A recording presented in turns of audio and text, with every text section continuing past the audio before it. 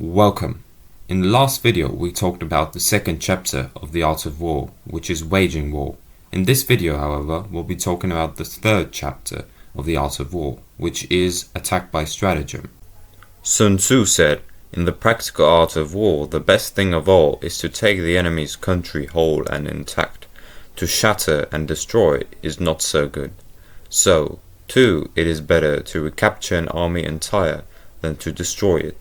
To capture a regiment, a detachment, or a company entire, than to destroy them. Hence, to fight and conquer in all your battles is not supreme excellence. Supreme excellence consists in breaking the enemy's resistance without fighting. Thus, the highest form of generalship is to balk the enemy's plans. The next best is to prevent the junction of the enemy's forces. The next in order is to attack the enemy's army in the field, and the worst policy of all is to besiege walled cities. The rule is not to besiege walled cities if it can possibly be avoided. The preparation of mantlets, movable shelters, and various implements of war will take up 3 whole months, and the piling up of mounds over against the walls will take 3 months more.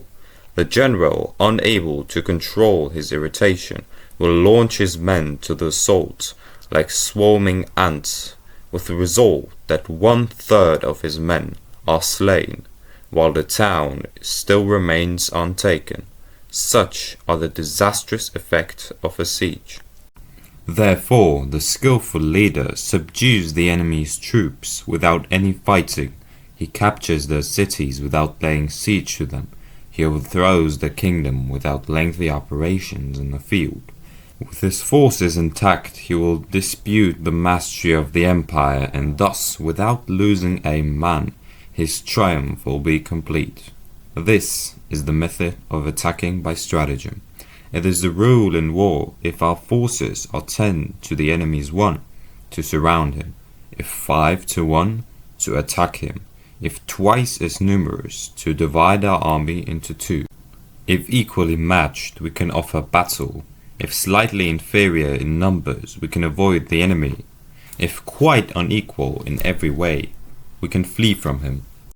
Hence, though an obstinate fight may be made by a small force, in the end it must be captured by the larger force.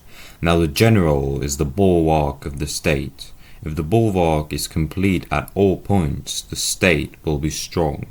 If the bulwark is defective, the state will be weak. There are 3 ways in which a ruler can bring misfortune upon his army: by commanding the army to advance or to retreat, being ignorant of the fact that it cannot obey.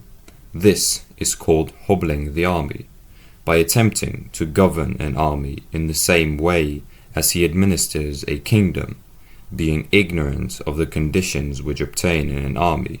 This causes restlessness in the soldier's mind.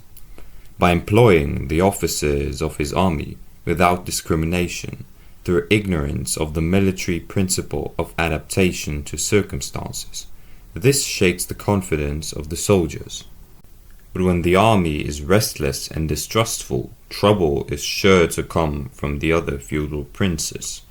This is simply bringing anarchy to the army and flinging victory away. Thus we may know that there are 5 essentials for victory. He will win who knows when to fight and when not to fight. He will win who knows how to handle both superior and inferior forces. He will win whose army is animated by the same spirit throughout all its ranks. He will win who prepared himself, wait to take the enemies unprepared. He will win who has military capacity and is not interfered with by the sovereign. Hence the saying, if you know the enemy and know yourself, you need not fear the result of 100 battles. If you know yourself but not the enemy, for every victory gained you will also suffer a defeat. If you know neither the enemy nor yourself, you will succumb in every battle. Thank you very much for watching. I hope you enjoyed the video, and stay tuned for the next one.